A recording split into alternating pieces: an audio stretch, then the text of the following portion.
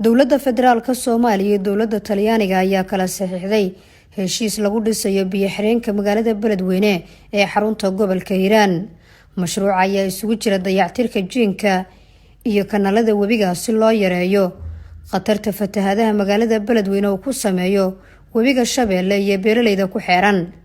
Saxiixa heshiiskani oo goobjoog ka ah Siyaha Ra'iisul Wasaare ku-xigeenka dalka ayaa waxaa dowladda Soomaaliya u saxiixay Siyaha Wasiirka Beeraha Siciid Xuseen Ciid, halka dowladda Talyaaniga u saxiixay safiirka Talyaaniga oo fadhiya Soomaaliya iyo madaxa hay'adda horumarinta Talyaaniga.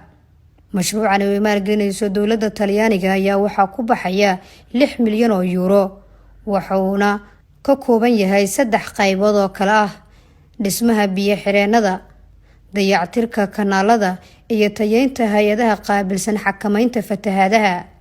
sida uu sheegay safiirka Talyaaniga ee Soomaaliya.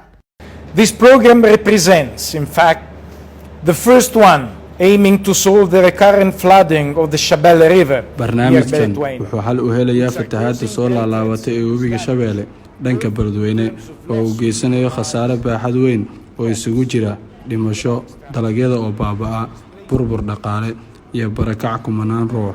waxaan xasuustaa sanad ka hor wax yar kadib markii aan ibin Muqdisho sida ay u adkeed xaaladda gobolkaas Soomaaliya kamida. Siyaha Wasiirka Beeraha Siciid Xuseen Ciid ayaa xusay in mashruucan uu yahay mid ahmiyad weyn u leh deegaanada uu maro webiga Shabeelle oo uu fatahaad khasaarooyin badan geysto ka sameeyo xilli roobaadka.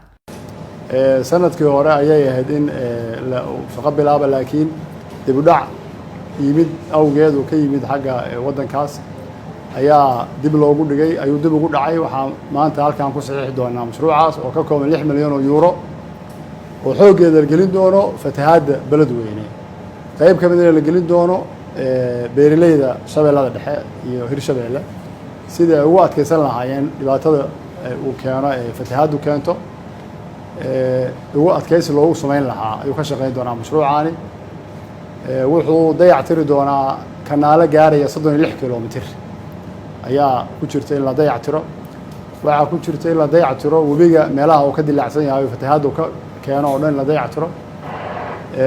waxaa ku jirta in dadka beeralayda ah dhulkaas uu ku fatahay ku nool dhibaatada ka soo gaadhay in laga kaalmeeyo. Nasr Bashiir Cali, warbaahinta qaranka, magaalada Muqdisho.